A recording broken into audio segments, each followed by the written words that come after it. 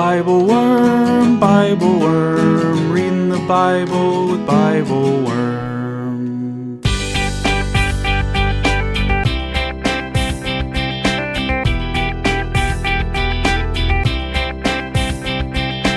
Welcome to BibleWorm, getting to the core of the biblical text. I'm Dr. Robert Williamson, professor of religious studies at Hendrix College and theologian in residence of Canvas Community in Little Rock, Arkansas.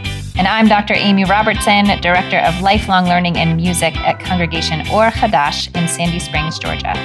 We're here every week to discuss the biblical text, both as biblical scholars and as people of faith, one Jewish, one Christian. This week, we're reading the story of Jacob's midnight wrestle as told in Genesis 32, 9-13 and 22-30. We talk about the way Jacob pauses to pray for God's protection as he prepares to face his brother Esau. First, reminding God of God's past promises, and then asking for God to save him. We discuss the mysterious figure who appears to wrestle Jacob in the night, whom Jacob ultimately understands to have been God. We ponder what it means that Jacob wrestles this figure to a draw, and wonder whether God, like the man, is challenged and even changed by wrestling with Jacob and with us. And we notice that Jacob emerges from his dark night of the soul not only with a new name and a new blessing, but also with a limp. We think about how often blessings seem to come with limps, and the ways in which we, like Jacob, so often carry the marks of our struggles with us as we emerge into a new day. Thanks for joining us.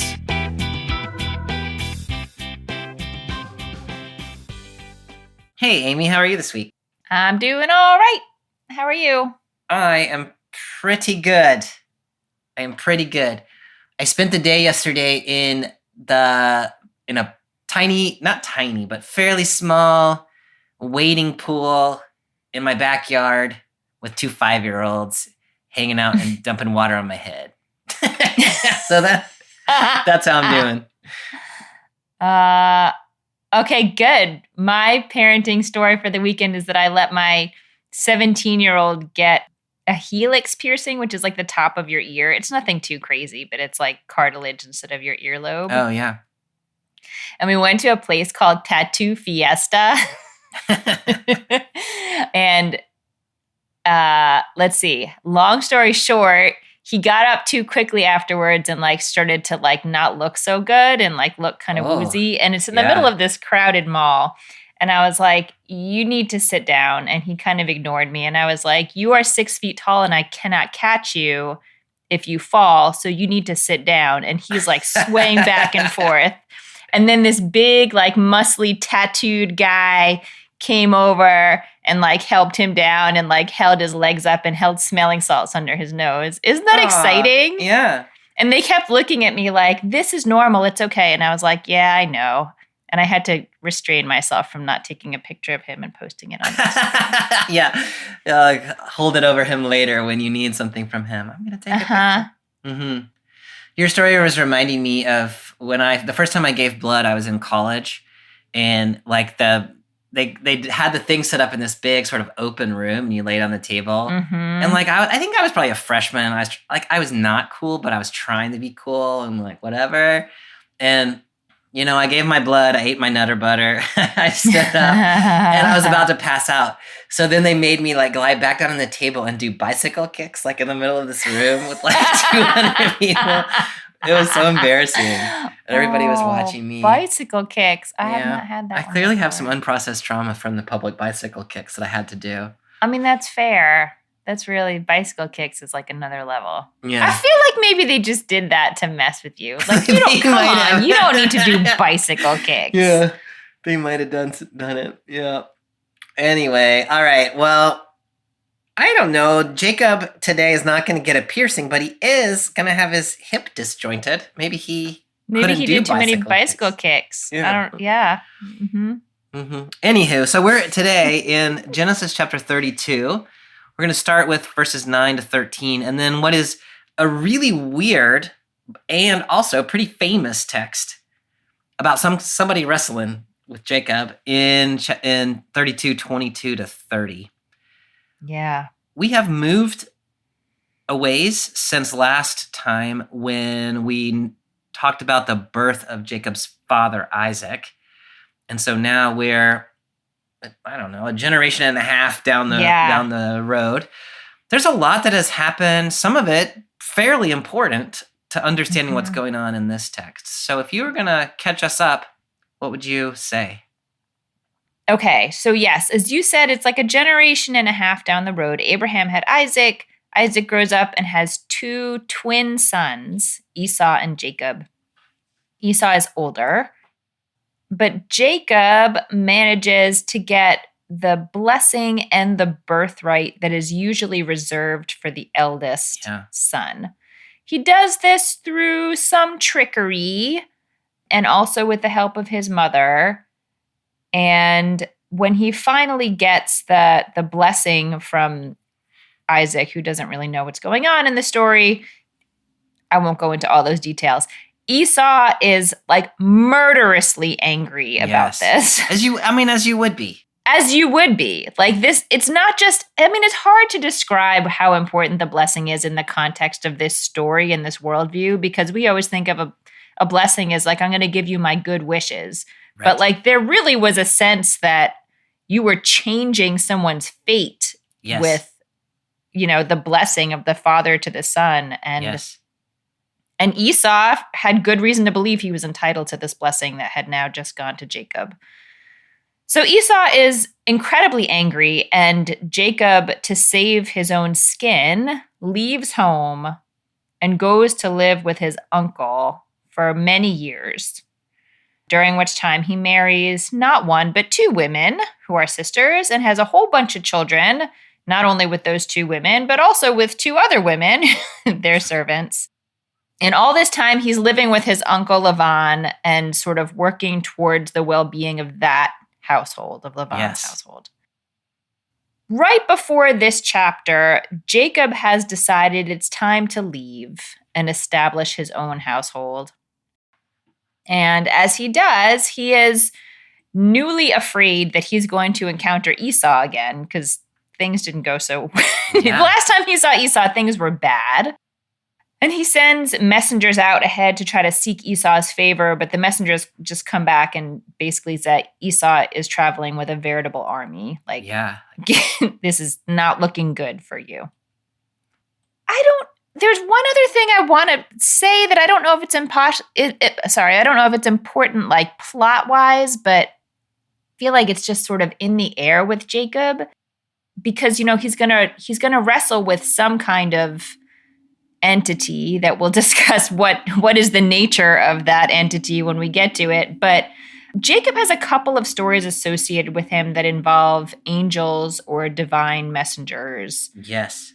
The first one is, what we refer to as Jacob's ladder, which is when he first has left home and is on his way to his uncle's house.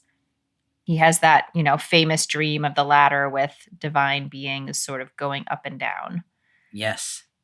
And then right before this chapter, it says he encounters angel of God. Sorry, right before our reading, the beginning of this chapter, 32, he encounters angels of God that cause him to name the place a certain way. It doesn't really say much more about the angels in this context, but the idea that Jacob encounters angels or messengers of God on the road is a thing. Yeah. Like it's a thing.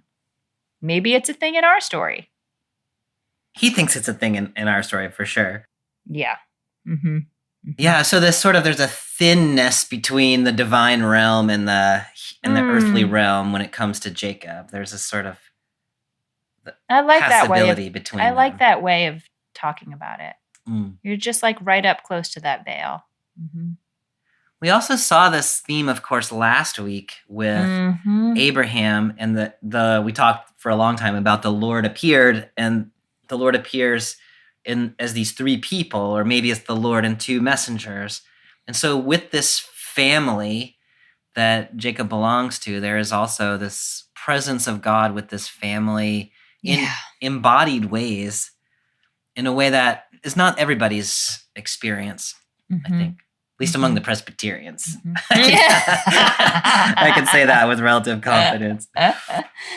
Yeah, no, that's true. That's true. It is not just Jacob. It is certainly Abraham too. That was a really lovely and helpful bridge, Amy. I appreciate all of that.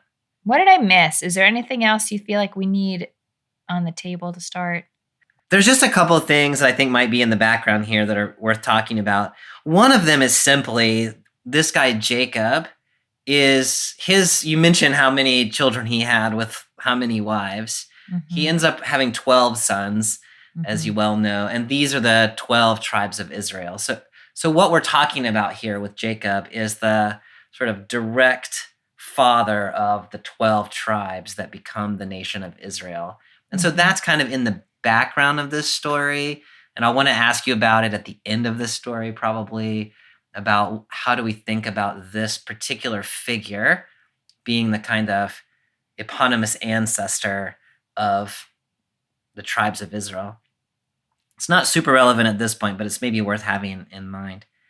The other thing is actually doesn't have anything to do with this story directly, but it's just we don't get to read in the narrative lectionary the actual story of Jacob encountering Esau, which Jacob is anticipating as this terrible, violent, angry, murderous encounter. And it turns out that Esau misses his brother, and he weeps and embraces him and welcomes him back. And Esau has sort of let it pass. And the time that has passed, I don't know. I don't know what all went into it for Esau, but he goes from being in the first part of the story that you were talking about, this kind of oafish, like easily tricked, like, I don't know, Jacob takes what belongs to him. And we as readers, at least I am, kind of like, yeah, give it to him, Jacob. And then Esau turns out to be like this enormously gracious human being who welcomes his brother back with open arms and tearful cheeks. And I just love that story. I'm a little sad that we don't read it, but anyway. Yeah, their reunion is really, really interesting in a lot of ways. But I love that you raised that up. So we pick up then in chapter 32, verse 9, with Jacob's prayer in anticipation of what he's about to do the next day, encountering his brother Esau. Jacob said, "Lord, God of my father Abraham, God of my father Isaac, who said to me, 'Go back to your country and your relatives, and I'll make sure things go well for you.' I don't deserve how loyal and truthful you've been to your servant. I went away across the Jordan with just my staff, but now I've become two camps. Save me from my brother Esau. I'm afraid he will come and kill me, the mothers and their children. You were the one who told me, 'I will make sure things go well for you, and I will make your descendants like the sand of the sea, so many you won't be able to count them.'" Jacob spent that night there. From what he had acquired, he set aside a gift for his brother Esau. Okay, so I just want to talk first about the concept of praying the night before you're anticipating some sort of big encounter. Thoughts about what motivates Jacob or what he's like? I mean, I don't know. I don't know what one would say, but you could have this story without a prayer in it, right? Like there's a strategery about how to split the camp and to do all the things, and then you just kind of go and do what you do. Jacob pauses to talk to God in the midst of all of that. How do you reflect on that pause? I love that question, Bobby, because I had thought a little bit about like the way that he prays, the way that he sort of structures his prayer, which, we can talk about separately. Yeah, I definitely want to talk about that. The fact that he stops to pray, I mean, look, I don't know what is actually in Jacob's mind, but for me to be able to stop and like when there's something heavy on his heart, to be able to just say it, like say what is the thing you're afraid of and what is the thing you long for. And I think that's really beautiful. And I know it gets complicated. I read something recently that's been so freeing for me, which is that you can pray without having figured out your theology. Like you don't have to have a systematic theology to pray. A prayer is saying your most saying what is true, expressing your longings, expressing your, what's really in there. And so putting aside the theology of whether God does or doesn't deliver people and what it means for Jacob to be asking for help at this point, I think it's really beautiful that he stopped to orient himself in the world of God and in his relationship with God, even while he's probably got 1,000 thoughts running through his head and he's strategizing and he's, splitting the camp in two and sending gifts. And, I think that's really lovely. And I don't think I would have really thought about it if you'd asked the question differently. So thank you for that. I love that. And this idea that the picture is incomplete without invoking God in the situation.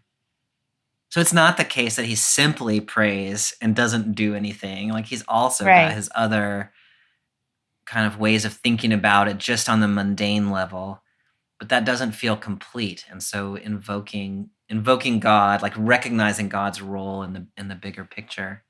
Yeah. The other thing I was thinking as you were talking is my recollection of that story of Jacob's encounter with God at Bethel is that God just does that, right? Jacob is traveling, gets tired, he lays down with his head on a rock for the night, and then God just shows up. And so in some ways there's like a mutuality here that the one time God just showed up for Jacob, and now Jacob is sort of acknowledging that the road goes both ways or something like that. Yeah. No, you're right. In the other story, it's there's a midrash that God is in the other story that God is really trying to get Jacob's attention and Jacob's not really paying attention. Yeah. And that God finally makes the sun go down in the middle of the day so Jacob will lay down in that spot. Oh, that's fascinating. Yeah. Because God has something to say, and God sort of starts that conversation, and it, and then Jacob says, "Oh, God is in this place." Yes. I didn't know. Yeah. But you're right. In this case, Jacob is the one who initiates this.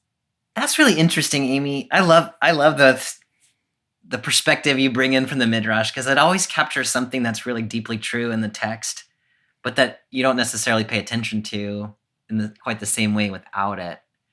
What that was evoking for me was like, I think of Jacob and God kind of being in this thing together, but really the first part of this story is God's in it with Jacob, as you're saying, and God has to show up and do this dramatic thing. And then in that story, Jacob says, if you go with me, that's and right. If you bring me back, and if you then bless you me, can be my God. Yeah. Then you'll be my God. Yeah. That's right. So Jacob's like holding back, like once everything is all done, then I'll commit myself back to you. Yeah. And here, so the fact that Jacob is initiating here, I think is really interesting in that way, because it shows that Jacob finally has acknowledged that Jacob needs God too, maybe. I don't know, this might be self-interested at the end of the day, but it is at least an appeal that comes from Jacob that doesn't involve God's prior initiative. Yeah.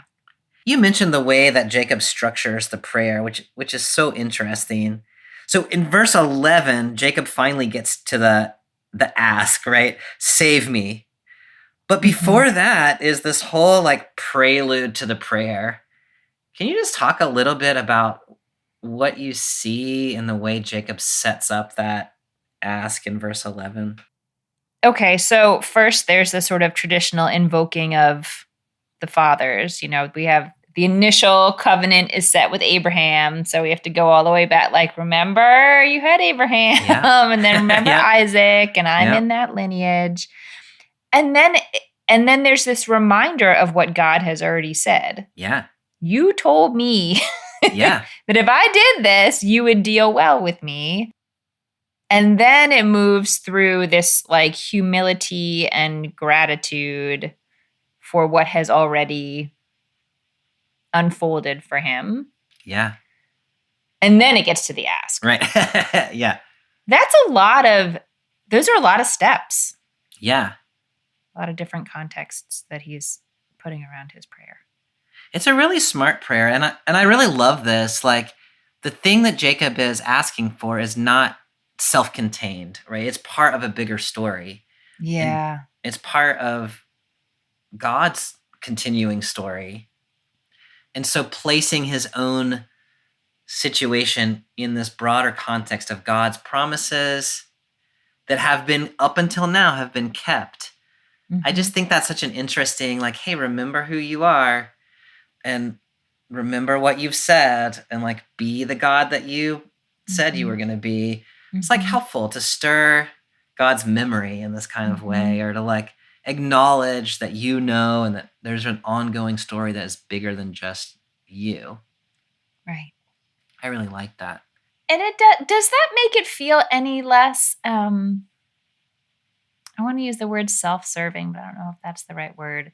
Like, I love the way you just described that as like, this is happening in a bigger context, and God actually set that context, not Jacob. Yeah.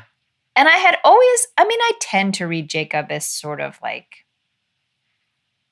manipulative. I don't know if I should really be saying that, the forefather of the people Israel, but that is the character that is often displayed. He is often characterized as a trickster, as you know, in biblical scholarship. And so he's a tricky guy.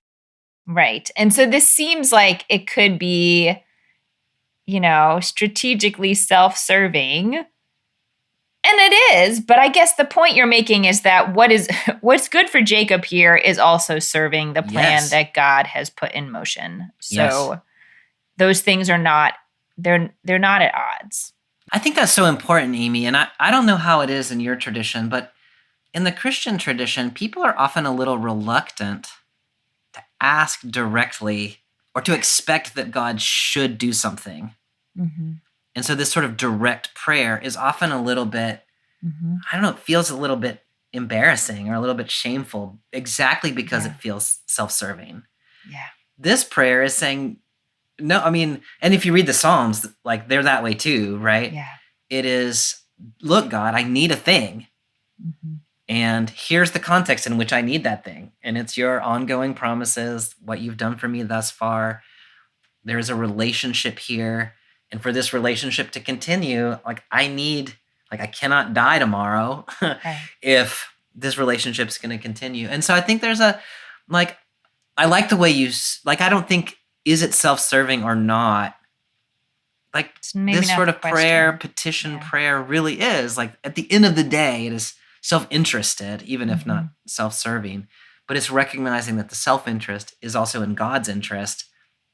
And that mutuality, I think, is really important, and a really like a nice model for prayer in some ways. Yeah, no, I think that's right, and I think, I don't know, as I age, Bobby, I kind of think that like if we're not lifting up the things that we most feel like we need in prayer, what are we doing? Yeah. Even if we don't have a theology that's like I think I need to be very cautious of a theology in which like I pray for things and then expect it's going to happen as I say it. Like that's not really for me to sort out. But if I can't even say the thing that feels most pressing to me, like really, what am I doing? That I'm going through the motions of prayer, but not really in it. The other thing that you just evoked for me is, Jacob is not asking for the thing that he wants just out of nowhere. He is asking for the thing that God has set out for him, right? Remember, you told me you were going to bring me back safely, so do that.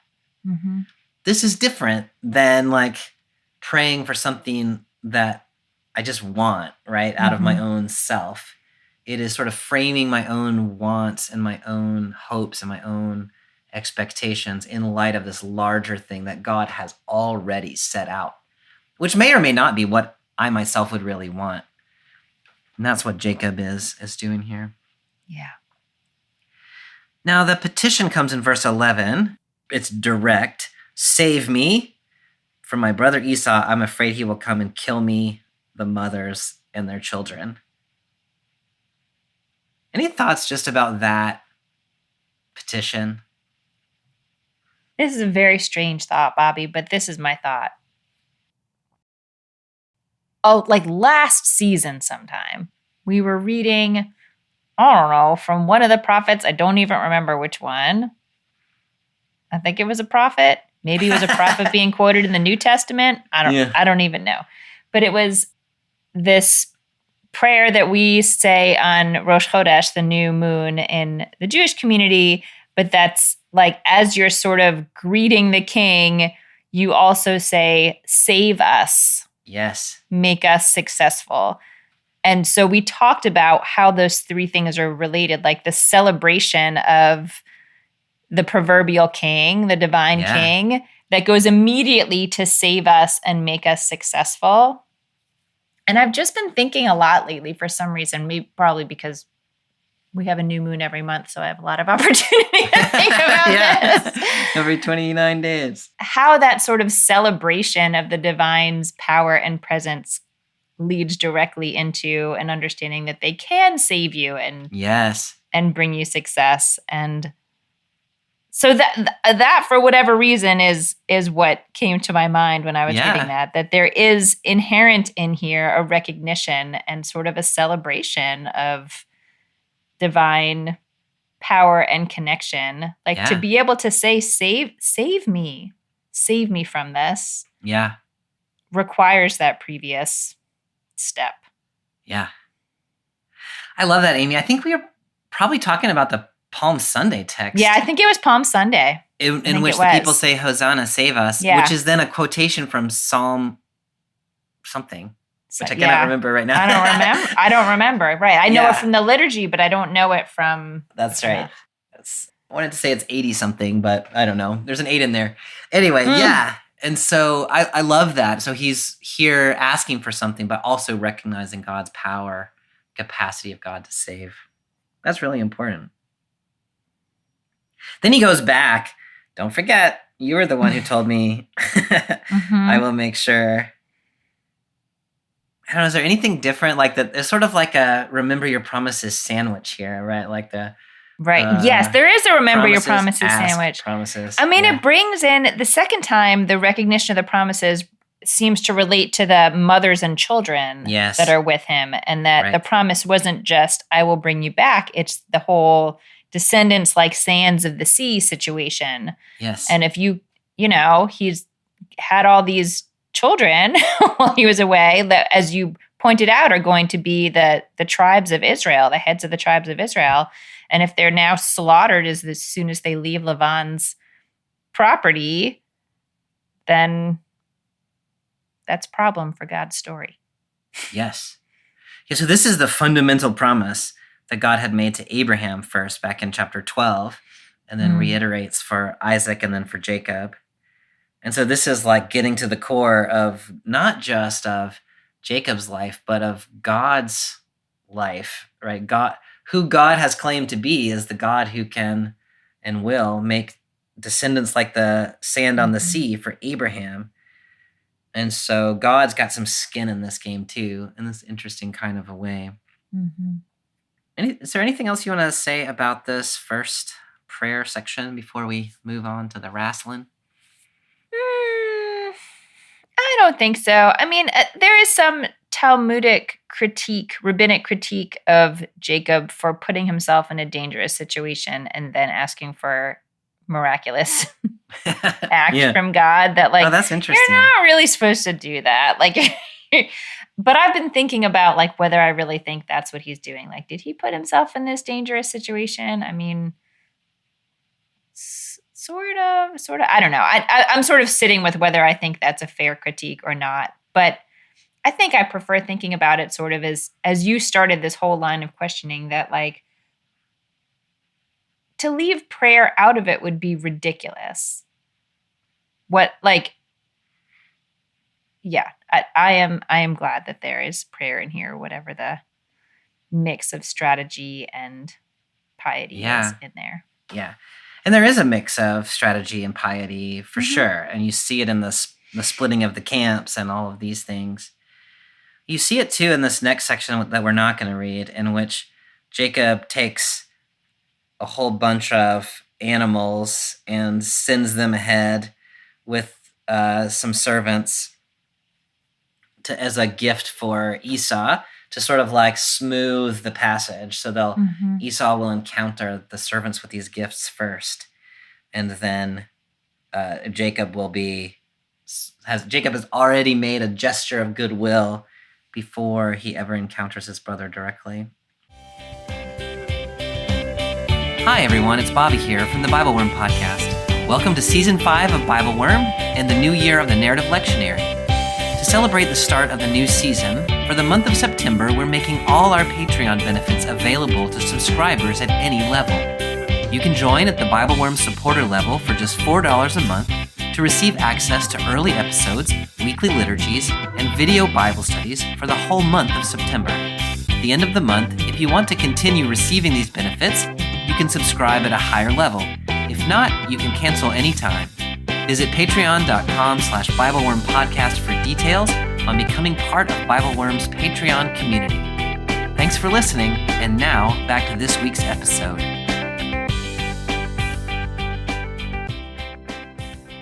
So we'll pick up then in verse 22. Jacob got up during the night, took his 2 wives, his 2 women servants, and his 11 sons, and crossed the Jabbok River's shallow water. He took them and everything that belonged to him, and he helped them cross the river. But Jacob stayed apart by himself, and a man wrestled with him until dawn broke. When the man saw that he couldn't defeat Jacob, he grabbed Jacob's thigh and tore a muscle in Jacob's thigh as he wrestled with him. Okay, so Jacob has sent parties ahead of him with gifts. Now the very last thing he does is take his immediate family, Rachel and Rebecca, and then Bilhah and Zilpah, across the river with the children. And then he comes back. Is that how you read that? So now he's on the... That's what it seems like, yeah. It's weird. And it's interesting in your translation, it really sounds like they were, like almost like they were sleeping and he woke up in the middle of the night and was like, no, you guys should go. That's right. He got up during the night. Yeah, it's not just he took them across before he settled in. I would have to look at the Hebrew. My translation says that same night he arose. So yeah, I guess he arose. Like it sounds like they were sleeping. He arose in the night. Yeah. It's like he had to go to the bathroom and then decided to move his family across. I wonder how do you understand that? Like, I would think he would have either sent them ahead with the advance parties or he would have kept them back with him. And he sort of does this, like, starts one strategy and then ends with the other. Do you have any thoughts about what's going on there? I mean, it's a very strange thing to do. And the only thing that I can think that really is beyond what the text says is that he either is like second guessing himself or had some kind of just bad feeling. Yeah. You know, like they all were sleeping and he woke up in the middle of the night and sent them across the river, but he didn't go with them. Like it's a very strange thing to do. Yeah. Which actually makes me feel some, I don't know, additional empathy for Jacob, who again, like I have such a trickster image of him in my head that it's hard for me sometimes to muster empathy for Jacob. Yeah. But that feeling that sort of like he is responsible for these people. And he just feels like, you know, you hear these stories of people in military situations where something is not right here. And we have to shift what we're doing. And that's what he does. Now, why he goes back by himself, I don't know, unless he imagines that he's this proverbial Jonah on the boat. Like he's the one who's going to bring on whatever danger is coming. And so he should be apart from everybody. Oh, I really like that reading, Amy. So if Esau is trying to kill him, then the safest thing for his family is for him not to be with them. It's for him. Is that your reading? Yeah. Yeah. So he's sort of thrown himself overboard. Yeah. I like that a lot. I think the way I tend to read it is the opposite of that, which is that he's like, okay, they got to go through these advanced parties and through my family before they get to me. So he's put himself all the way in the very back. Well, you never really know it, Jacob. Yeah. I like your reading better, that he's separated himself for their protection. Although at one point he said if Esau encounters and kills the one party, then at least the other party will survive. And so, he is anticipating that some of those advanced parties might not make it through the night. But Yeah. anyway, he's afraid of something that's in front of him, right? He's afraid of Esau and his 400 men who he doesn't know what their intentions are. And so he's separated himself in some way or another. He's stayed back on the other side of the river by himself. Yeah. Now, in the Hebrew, it's just in the middle of this verse. A man wrestled with him until the dawn broke. It's not like he saw a man coming from on the cliffs. It's just like all of a sudden, there's a man wrestling with him. It's just such a strange. It's so strange. It's a strange event. It's a strange way of narrating the event. Yeah. As soon as the people go across and he comes back, now he's engaged in this wrestling match with what is at this moment anyway, a man. Yeah. How do you understand what's happening right here? Oh man. I mean, that's like the $24,000 question, right? yeah. It used to be a $64,000 question. Oh, I couldn't remember. Inflation, man, it's the worst. Yeah. Well, yeah. I guess inflation would be more, like $128,000 question. They can't afford to pay the $64,000 anymore, is what I was thinking. Oh, yeah. Yeah, budget cuts. Anyway, it's a big question. I mean, okay. So there are various ways we could think about this. But the thing that's coming to my mind at this moment is that once he sends his whole family and all of his possessions over the stream and he's alone, he's kind of back to the state he was in last time he was traveling and encountering God. He's alone. He's afraid for his life. He's alone. He's afraid for his life. He's afraid of Esau. He has nothing. Yeah. And it's so interesting that what he got that first time was this lovely dream. Yeah. And what he gets this time is wrestling. I love that, Amy. Like it almost you're making me think like maybe he was trying to recreate this scenario from the beginning of his life, and he thought, well, this worked for me once. This worked for me last time. Maybe it'll work again, and then it turns out very differently. Like there's no divine escalator with angels swooping up and down. Yeah, there's a wrestling match. But if you're just reading the story along, and like imagine we don't know what else happens after this. Yeah.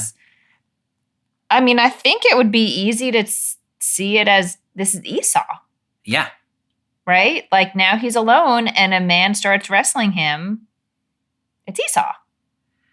The text is very vague about who this is. I think that's an entirely reasonable reading. And I think there's streams of interpretation that read it that way. Do you know what the Midrashim do? There are so many on this. Yeah, I bet so. I mean, there's a lot of possibilities here. There are a lot of possibilities. I mean, some people read this as Esau. It has been read as though this is like one of these sort of demons that lives in the desert and like attacks people when they're vulnerable. Mm-hmm. It has been read as this is an angel of God. Mm-hmm. It has been read, and Jacob's going to interpret it a little bit later as this is God himself. Mm-hmm. Some people want to spiritualize this or psychologize this and think that like this is Jacob wrestling with himself. Yeah. There's just so much possibility because the text is so withholding. Yeah. There's a debate between these two prominent Jewish thinkers, Maimonides and Nachmanides. Maimonides says humans can only see angels in dreams or in waking visions. Like they're not actually there in bodies in the physical world. Oh, yeah. Mm-hmm. And so Maimonides says this happened in Jacob's mind. This did not actually happen. Yeah.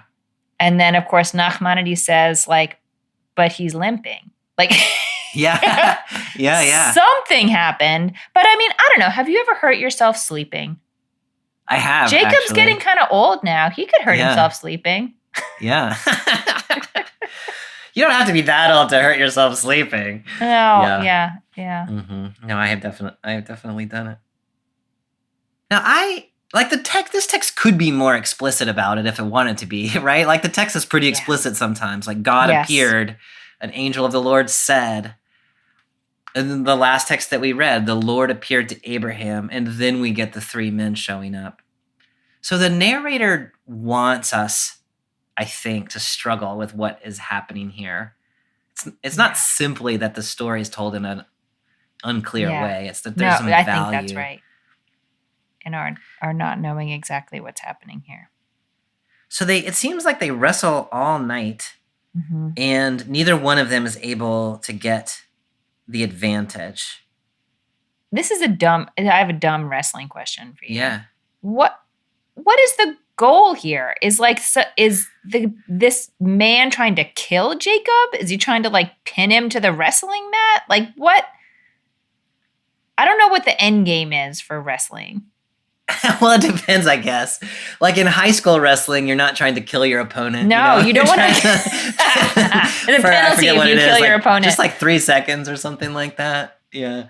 In like a cage match, like I guess there's probably like Fight Club or whatever, like fight to the death or make somebody bloody. I've always read this as like trying to wrestle him into submission. So like sort of like when you were, I don't know, like that cry uncle or whatever, where you like wrestle a kid to the ground until they scream something, and then you're the like, I don't know, you're kind of a jerk, but you're also like you're like the supreme ruler. Yeah, right. Mm-hmm. So I read it as that sort of thing, like they are trying to get one another to give up, to yield, and neither one of them yields. I think you could read it as a fight to the death. I don't think there's anything that keeps you from doing that, but I don't. No, but I think that reading to get someone to cry uncle is more fruitful. Yeah. Yeah. Now, why are they trying to get somebody to cry uncle? That I do not know, but it's yeah.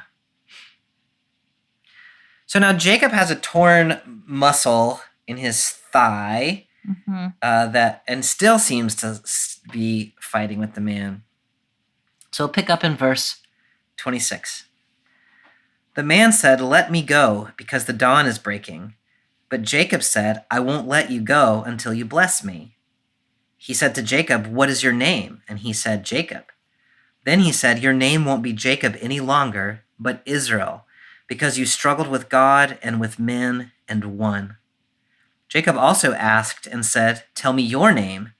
But he said, "Why do you ask for my name?" And he blessed Jacob there.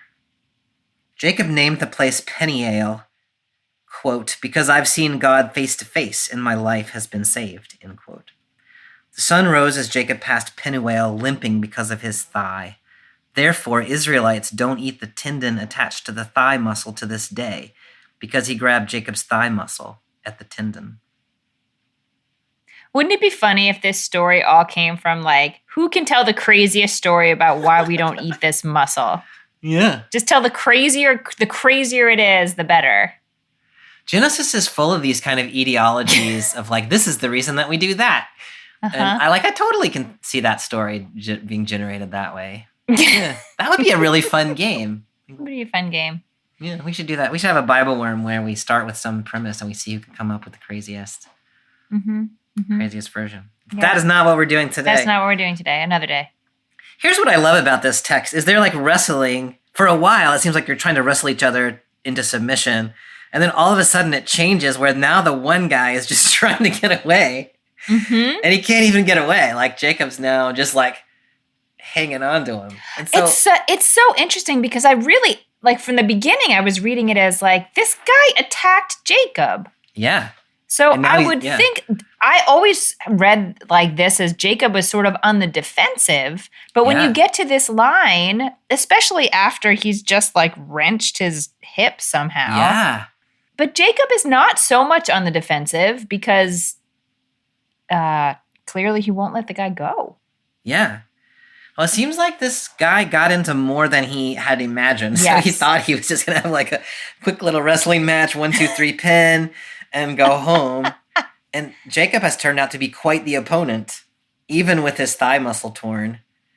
And the man can't even overpower him enough to get away and like run away in the night. So he's gone from attacking Jacob to being like begging Jacob, like, please let me go. He wants to go because the dawn is breaking. Is he like, I don't like a vampire? I know. He's got to get home before the sun comes up, or he turns to ashes or whatever. I mean,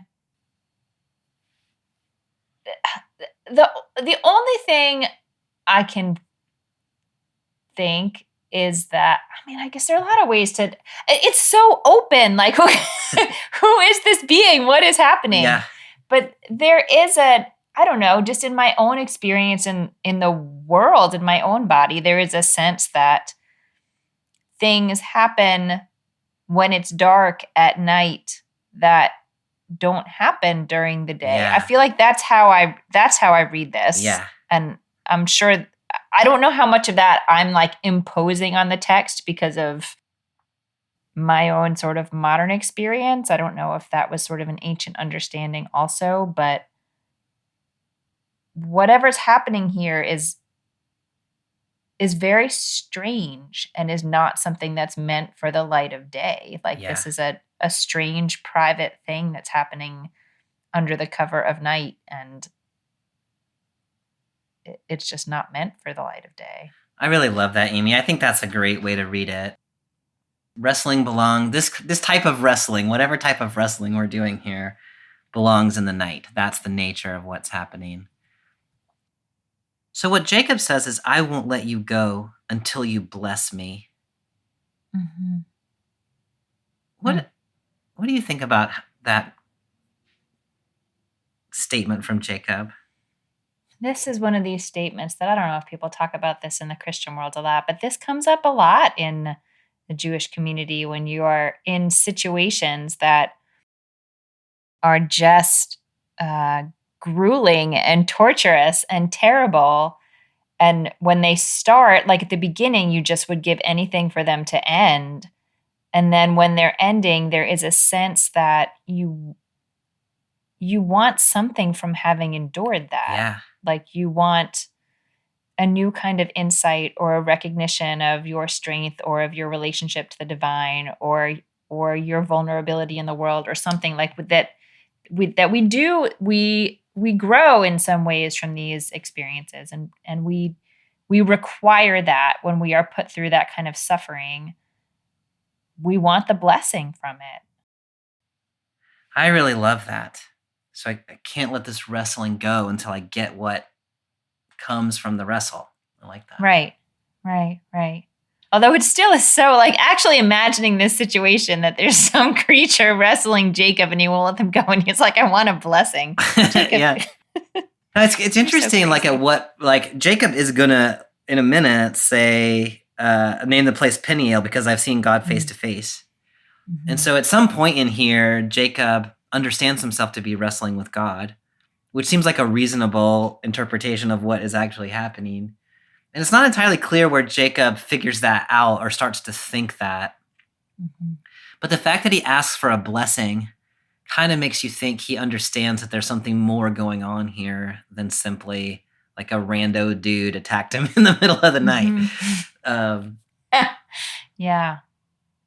If you do read this as Jacob wrestling with God, which is how I read it at the end of the day, then it is interesting that up until now, many of the blessings that have been given to Jacob's family have just come out of God's free giving, right? That's how Abraham gets involved in the beginning. That's where Isaac comes from and so on. That's how God shows up to Jacob at Bethel. Here, there is a wrestle required for the blessing. And I just think that's interesting. Like it's a different way of receiving a blessing than what we've seen previously. Yeah. The question entered my mind as you were talking. Why would God wrestle Jacob here? Like why would God do that? And then the little Bobby in my head said, no, don't ask that question. Ask why they would tell a story about God wrestling Jacob. Yeah. That's a much easier question. And what was the answer? What was the answer little Bobby gave you? I mean, I feel like I'm wrestling God all the time. Yeah.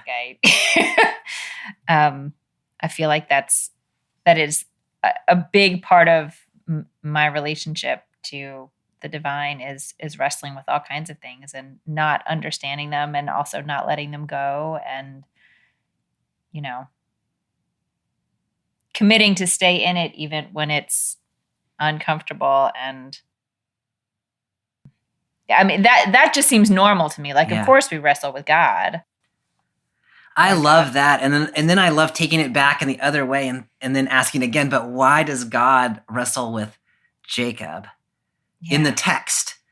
Yes. And that's fascinating too, because there's something in God that needs to wrestle with Jacob in this text. And I don't know exactly why, but it's not just that we wrestle with God, it is also that God wrestles with us. And it is interesting. In this case, it comes out as a draw. Like, God's not used to getting wrestled to a draw, with human beings. Yeah. So it is fascinating that there's this mutuality and a mutual wrestling. And in the same way that human beings struggle with God, so too, in some way, God struggles with, at least with this human. That is fascinating to me. And it is in that struggle where this blessing emerges. Instead of giving the blessing, though, the man, the God, whoever it is, gives him a name change from Jacob. Well, it first says, what's your name? Yeah. I'm like, wait a minute. You don't even know who you're wrestling? Yeah. Wait, who are you? No, that is true. I was going to skip right past that, but you're exactly I thought you were Shlomo. Okay, let's continue. Oh, sorry. Wrong guy. That's hilarious. Yeah, continue. Yeah, okay. So the name, so we clarify that the name is Jacob, and then the name is changed from Jacob to Israel. And then the man says, because you struggled with God and with men and won.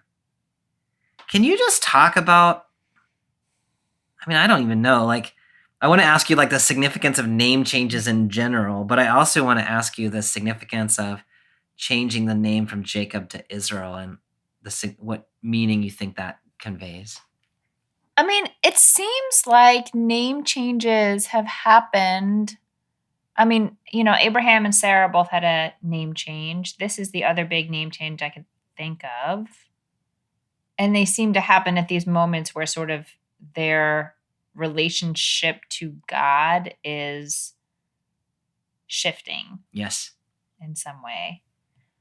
This one is a little bit different because as we go on, once Abraham and Sarah are changed to Abraham and Sarah from Avram and Sarai, they stay in their new names. Right. Jacob continues to be referred to Jacob often and is sometimes referred to as Israel after this, but it's not, it's like another element of his being or his, it's like another way of being that is integrated into him, but it's not just a total change. He is not a different person after this. No, that's important. That's important. I had not really fully paid attention to that, but you're right. The name Jacob he's given, you were mentioning that Jacob and Esau are twins, and Esau is born first, but Jacob comes out clutching onto his heel. And so the name Jacob means, I usually hear it as supplanter or something like that. Like he was wrestling with his brother in the womb already, trying to be the first one. The name is changed from that to Israel. What is your understanding of what the significance of the word Israel is? My sort of go-to understanding of it is one who wrestles with God, El at the end of the word being God. It's a God wrestler. It's interesting reading some of the rabbinic texts on this. They want to find Jacob means crooked and Israel comes from the meaning straight and, whatever. They want to make it a little more, I feel like, black and white than I really do. It's interesting to think about like supplanter switching to, God wrestler, because it still has that energy of sort of like competition is the wrong word, but like there's the other word that comes to my mind is aggression. That's not right either. But like there's some kind of like there's a real active, like hands-on, like we're gonna try to make something happen here. Yeah. But having it change to God, it's more like this ongoing thing. It's not like you're gonna supplant once or you're always gonna be the winner. It's that you're gonna stay in this, Yeah. With God. But it is this kind of similar energy in a way. Yeah, you're exactly right. Like both of those names have the sense of like not just passively accepting one situation in life, but trying to wrestle, be someone who's constantly engaged in trying to move forward or move onward or move out of where one has been. First with Esau, now with God. And of course, Israel, he's the eponymous ancestor of the nation of Israel. And so that becomes this interesting way, like the identifier of Israel as a people who wrestle with God. Yeah, that's pretty chutzpahdik. Like yeah. Yeah. Mm-hmm. I really love that because I feel like a lot of times in my tradition, there's this sort of sense that one ought to submit to God kind of like no matter what. And this text is saying something different than that, which is somehow if you read this as God, which I think which I think we should, then Jacob has engaged in the wrestling and has fought to a draw. And God seems to appreciate that, or like at least like recognize and honor that. Maybe God, the man being, wishes they had gotten away without having to give this blessing. But there's a respect here, I feel like. And I think that's really important, that the wrestling itself has value. Jacob asks for the man's name. And the man first says, "Why do you ask for my name?" And then gives Jacob a blessing. Any thoughts about the reluctance of the man to give a name? Well, first of all, just thinking as a screenwriter, which I clearly am, he can't give his name now. The whole, like, we're supposed to wonder about this dude. Yeah. He can't give a name. Yeah. But I do think there is a sort of, like, if we're looking at who won this, in a way you could say Jacob sort of comes out on top because he won't let the guy go and he gets a blessing out of him. But I feel like refusing to give his name also is a retaining of some kind of power in the relationship. So it feels more like a draw. Yeah. I like that. There's a lot of power in the name. God's name is going to be revealed actually next week to Moses on Sinai. But that is a choice that the deity makes to give that name. And then there's like conditions put around it in the commandments, right? Don't use that name for things. But I like what you're saying here is that there's been a victory of sorts for Jacob, but not a total victory. Like, not just. That was probably really strategic not to give the name to Jacob, because Jacob would have used that name all the time. Yeah. That was really funny. All right, Jacob names the place Peniel. I've seen God face to face, and my life has been saved. So we got the man saying, "Your name is Israel because you struggled with God and with men," and it's not entirely clear whether that man is saying that he is God or a man. Jacob seems to interpret it, "I've seen God face to face. My life has been saved." Jacob is clear that he's been wrestling with God this whole time, I think, by now. So, I don't know. What do you think about Jacob's interpretation there? I mean, I think he probably knows better than I do. Yeah. Who that creature was. Yeah. Yeah. I mean, I can imagine struggles that play out between humans that really feel like they are between you and God. Yeah. So, I wouldn't dismiss that as a possibility. I'll take Jacob's word for it. Amy, I'm just noticing this. Like, maybe I should have noticed it earlier, but it's so interesting. All the way back in verse 11, when Jacob says, "Save me," the Hebrew there is natsal. And then here, when Jacob says, my life has been saved, which is given in the passive voice, it is that same verb, natsal. It's the same verb. And Jacob doesn't say, I've seen God face to face and I won, right? I've seen God face to face and I have been saved, which is what he asked for, but not what he meant. Wow. And now we're talking about maybe it was God that he was wrestling this whole time, which is a little different, certainly than what he had in mind. Not like attack me, but don't kill me. Yeah. Yeah. That's not what Jacob meant. Yeah. If you read it that way, then one way you might unfold it is to say Jacob thinks his wrestle is with a human, with Esau, and is invoking God on his behalf. But in fact, the real wrestle is with God.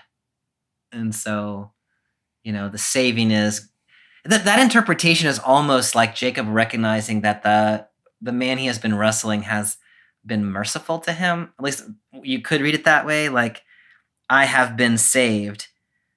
One way of reading that is like, that guy could have messed me up, but didn't. Now, I don't know. Like, I don't know how we ought to read that exactly. That's just so interesting, Bobby. That, like, the idea that I know Jacob doesn't say God saved me, but that he's asked God to be saved and now he's been saved. So I'm sort of, inferring, I guess, that God has saved him from the wrestling match with God. Like, I don't know. Isn't that just how it is, Bobby? Yeah. The last thing that I want to notice in this passage is Jacob survives the night, but he walks with a limp because he tore his muscle. Any thoughts about the significance of that limp? I mean, it just seems so true to me. Like that while Jacob has this new blessing and this maybe sort of new element of his identity that has come from this experience, it's not that nothing is lost in these wrestlings. Like, maybe we gain strength in some arenas and we lose strength in others. Like that, I think that's really real. Yeah. And I don't know that this text is talking about this in a metaphorical way, but that's how, I mean, okay, fine. If you literally wrestle someone, you might literally hurt your thigh, but but I think that's true of all the different kinds of wrestling we do. Like, there is real loss. It's not just everything gets better and better and better. Yeah. And it's like, constant shooting up to the stars. I think that's so important. And Jacob comes out of this encounter with a blessing and with a limp. And so that's important to hold on to both of those things. Yes. Yes. All right, Amy. So at the end of this complicated text, when you think about places where it connects with our life and the lives of our communities, what are you taking away today? The thought that I can't quite shake and I'm not quite sure what to do with, other than to put it on the table here, is sort of going back to that question of why would God wrestle Jacob here? And, we've talked along the way, in this season and certainly in previous seasons about how God, tries to have this relationship with all the people. That doesn't work out so well. And then it finally is like, I need to narrow this down and, deal with one person. But there really is a sense, I have a sense as a reader, that God is figuring out how to be in this relationship too. Yeah. It's not just that humans are figuring out how to be in relationship with God. And God is kind of constantly tweaking things to figure out how to be in relationship with humans. And Jacob is tough. Like, Jacob is demanding. Yeah. And Abraham does negotiate with God about, like, the people in Sodom, but it's not really for his own he doesn't demand things for himself in the way that Jacob does. Yeah. And so reading this time through, I wonder if it was precisely Jacob saying, now you said Yeah. that I was going to have the following things, and that means you have to save me now. Like that kind of like strong demand that maybe wasn't initially what God sort of had in mind. And maybe God was like, no, actually, you need to check yourself and, get into quote unquote right relationship here with me. But then what comes out of it is something completely different, is that there is this like full, wholehearted wrestling between both of them, and their relationship emerges as something that is certainly different for Jacob, but I think also different for God. Yeah. That's pretty mind-blowing. It is. Yeah, I love the way But you it's crazy for me now as a modern Jew to say, like, of course you have to lift up your true fears and hopes and what it is you want, what it is you feel like you need, and then God will do whatever God does with it. But if you're not doing that in prayer, what are we doing? I feel like that all ties back, just the chutzpah of that ties back to like this idea, like I have to say what's true, and then we see what happens. Yeah. And I feel like my sort of like confidence in that view of what prayer is supposed to be really ultimately comes back down to this wrestling match. Yeah. Which is pretty wild. I really love that, Amy. I love so much about that. And it's right along the lines of what I've been thinking about this text, although I had not put it together quite so well. I just love that this text suggests that the relationship between human beings and God is genuinely that. It's a relationship in which both parties have stakes. And there is a wrestling, which is a genuine wrestling. There is a mercy to the wrestling because God is God, and God could presumably choose to end the wrestling match if God wanted to. And so God sort of shows some mercy in allowing us to wrestle. But God seems to engage in and be invested in and be challenged by and changed by the wrestling that goes on here with Jacob, then with Israel. Christians would say with people of Christian faith as well. This is not a God who fits neatly into the philosophical categories of, omniscient, omnipotent, unchangeable. Like, this is a God who is in the fray down here with us. And I read God kind of laughing at the end of this text, even though it's not really there, but like, I cannot believe you wrestled me to a draw and now I've got to bless you. Like, well done, man. Like, you did, like, good on you. I love that image of God as sort of like appreciating the wrestle. The other piece that is there is that limp at the end. And I love what you said about that a little bit earlier, that like wrestling with God, wrestling with ourselves, wrestling with the trials of life, it changes us. Sometimes it yields blessing, and we don't want to let go until the blessing is yielded.